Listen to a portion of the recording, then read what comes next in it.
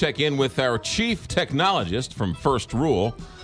He is Larry Stennebeck. Larry, good morning. Thanks for joining us. Hey, good morning, guys. Good to be back. All right, you've got some interesting stuff today. It's just fun stuff, actually. So first and foremost, I'm always out there looking for deals, and I don't get any kickbacks or anything like that, but I saw an amazing deal on a TV the other day that I thought I just wanted to at least mention to the audience. Yeah. On Amazon, it's actually the top-selling TV right now. If you type in TCL, which is the brand, it's actually a Chinese brand, but it's a really good quality TV. They have a 55-inch 4K TV on Amazon for $379 right now, which is unbelievable, especially considering this particular TV isn't trash. With a lot of those sort of off brands are not very good. This one actually, the company is the fastest growing TV company in the United States. It's one that you're probably going to hear a lot more of recently. They make their own TCL. Exactly. It stands for like the creative life, but let's just call it TCL. TCL. Now, does this have a Roku attached to it? It actually has a Roku built into it, which is a $50 thing if you were to buy this Roku stick on its own, so it can stream all the different things you want. And again, the panel's pretty good. Which actually makes smart, because smart TVs aren't very smart. The Roku is the smart. The Apple TV makes it. Exactly. The Chromecast, all those sort of things. But I just saw that and I thought I have to mention that, because if you count the $50 that you're getting in the Chromecast, it's like a $330 4K inch 55-inch TV. I was going to ask you, like, how much would it normally something like that? Normally like $600. Oh, so I mean, it's like half price, and I mean, that's 4K, really 4K TVs 3 or 4 years ago were like $5,000. Oh yeah, and this 55 inches is a big TV. So anyway, just wanted to mention that. All right, what else? Thought it was worth mentioning if you haven't seen it. The latest time cover out this month. Cool. If you guys haven't talked about it, was actually created using 958 different drones flying to make the time logo in the sky. Absolutely incredible. So that's not computer generated. No, and you can see them actually moving. They have red lights on all of them to create the iconic time logo we're all used to in the time cover.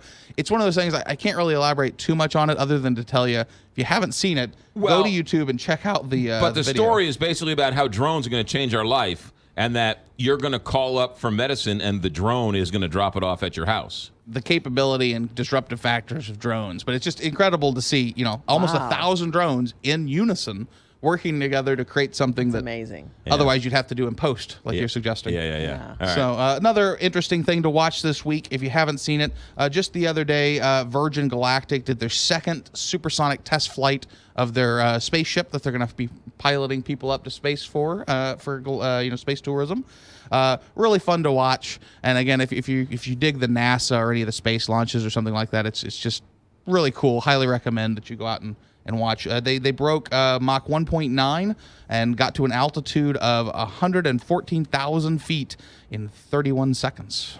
Did you ever see that video of the guy who parachutes down from the edge of space? Was this Neil Baumgartner or Baumgartner? Yeah, like the Red Bull, whatever. And just absolutely phenomenal. He's in a balloon on the edge of space and he falls. That is really cool. It is really cool. All right, one more for what else? Well, just an interesting Pew Research study came out. It's something that maybe we all kind of expect with all the recent news, but Facebook is losing its teen demographic. Yes. So it's one of those things, I think, and kind of you almost see this with the iPhone now a little bit too, that teens don't want to use the same product their grandparents use. Right. So that's one of the things. Plus, there's all this privacy concern now, which I think might affect the teen market more. They don't want to be tracked as much. This is also a self-fulfilling prophecy. The more teens that don't use Facebook, the more teens will not use Facebook. Well, absolutely. And it's the same thing that's happened with MySpace and a whole bunch of other things in the past. It's just a repeating cycle. Right. And everyone acts like it's new news and Facebook's going to last forever. Right. So really, the kids are following me because I quit Facebook a while ago. I think you are the trendsetter. I was going to say,